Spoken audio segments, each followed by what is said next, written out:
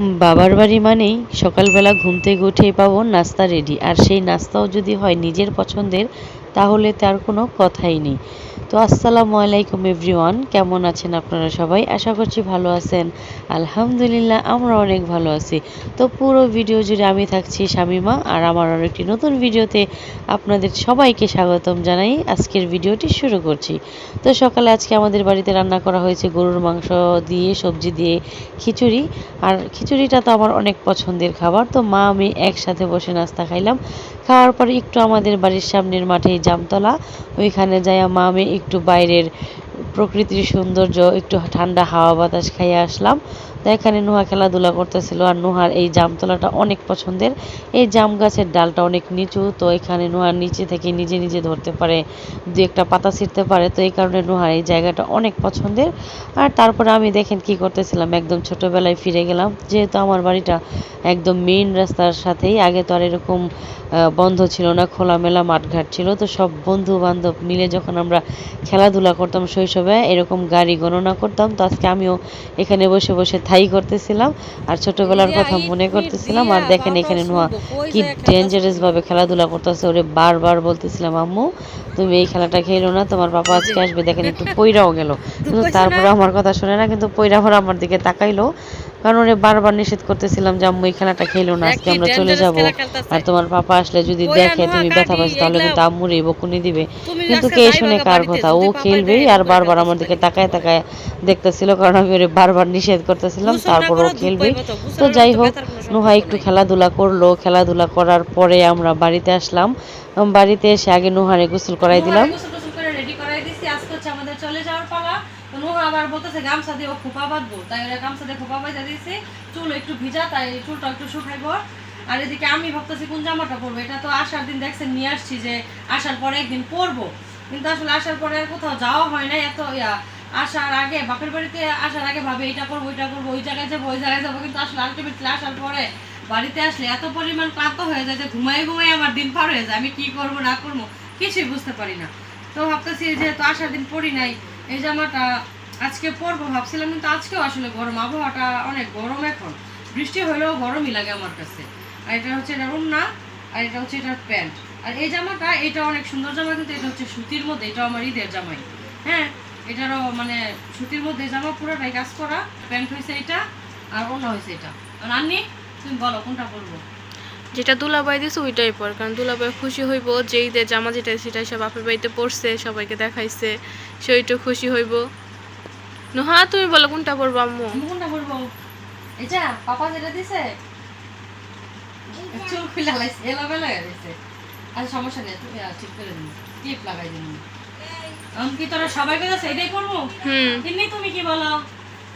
তিনি গেছে তিনি কিছু কইতেই না। আচ্ছা তাহলে এটাই পরি, যদি গরম লাগে তাহলে চেঞ্জ করে নেবো, ঠিক আছে? আচ্ছা তাহলে এটাই পরি। তখন আমি গোসল করবো, নোয়ার গোসল করে রেডি করাই দিছি। নোয়ার আব্বু আসার আগে আমরা মামে একদম টিপটপ হয়ে রেডি হয়ে বসে থাকবো। আমার মেয়েটা যা কত সাজুনি, আমি গেছি গোসল করতে, এদিকে ও আইসা একলা একলা দেখি আয়নার মধ্যে লিপস্টিক দিতেছে। দেখি আম্মুকে রেডি করাই দিব না, তোমারে দিতাম না, লিপস্টিক দিয়ে দিতাম না।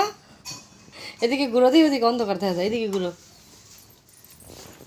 এদিকে মন করে দিস। ক্লিপকে পরাই দিছে।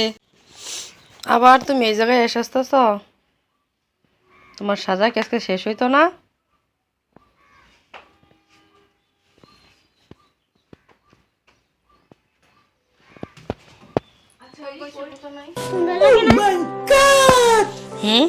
তো নুহার সাজুগুজু তো দেখলেনি, এখন হচ্ছে আমি রেডি হয়ে নিতেছি, আর আমি মাস্কারা দিতেছি। আর আমার মাস্কারাটা অনেক পছন্দের, আমি অন্য কিছু দেই বা না দেই, মাস্কারাটা বেশিরভাগই ব্যবহার করি। এত গরম গাইমাই যাই বারবার, তো ঝড় না, তো খুব ভালোভাবে একদম এটা পিন দিয়া সিকিউর করে নিছি যাতে বারবার না খোলে। আর এই যে এটা হচ্ছে আমার ঈদের জামা, এটা হচ্ছে আর নোহা হইতেছে রেডি হয়ে গেছে, ও একাই রেডি হয়েছে, আমার রেডি করতে হয় নাই। আর এখন শুধু নোহার বাবার অপেক্ষায় আছি আমরা, ও আসলে তারপর একসাথে খাওয়া দাওয়া করবো, তারপরে আমরা তো চলেই যাবো আজকে। তো এখন শুধু নোহার বাবার অপেক্ষায় আছি। তো আজকে আমাদের বাড়িতে নোহার আব্বু একা আসবে না, আসবে আমার উকিল বাবাও, তাই ফোন দিয়ে একটু খোঁজ খবর নিতেছিলাম।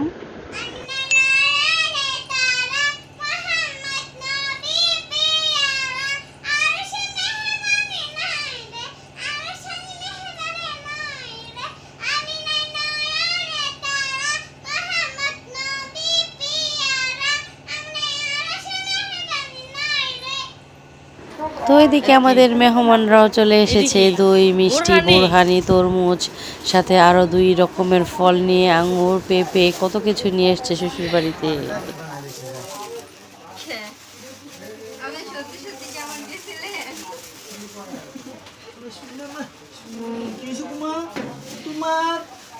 তোমার সোনা মাই গোসল করাইছে পর নিজে নিজে সাইজা গুজ্জা রেডি হয়ে আবার এই যেমন পাগল নিয়ে ঘুরতেছে।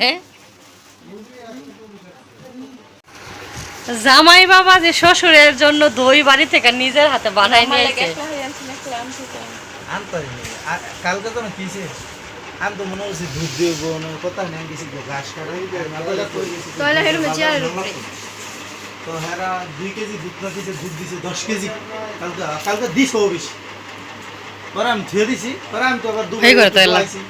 দুয়াইছি ওই যে তাহলে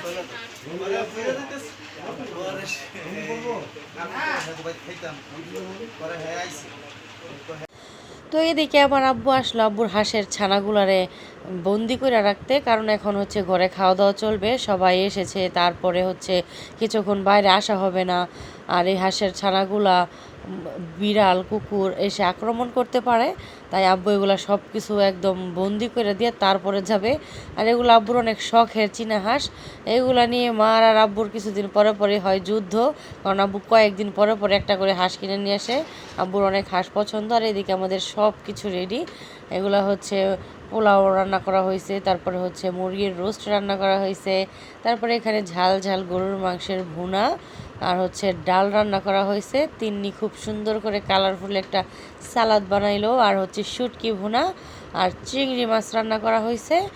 আর হচ্ছে এই তো বোরহানি, যেটা নুহার পাপা আর আমার উকিল বাবা নিয়ে আসছে। আর এই যে দইটা তো নুহার বাবাই বানাইলো। আর এখানে খাওয়া দাওয়া শেষ করে এখন দই মিষ্টি খাওয়া চলতেছে। আর আজকের আমার ভিডিওটি এই পর্যন্তই, এখন আমাদের বিদায়ের পালা চলে আসছে। আর আমার ভিডিওটি ভালো লাগলে অবশ্যই চ্যানেলে লাইক করবেন, শেয়ার করবেন, কমেন্ট করবেন, আর অবশ্যই প্লিজ প্লিজ প্লিজ সবাই আমার চ্যানেলকে সাবস্ক্রাইব করে দিবেন। আর নুহা এখানে হাঁসের বাচ্চা নিয়ে যাওয়ার জন্য বায়না করতেছিল, আর 2 শালিকে দিয়ে দিল নুহার বাবা সালামি। আর এখন আমরা চলে যাব। আল্লাহ হাফেজ, সবাই ভালো থাকবেন।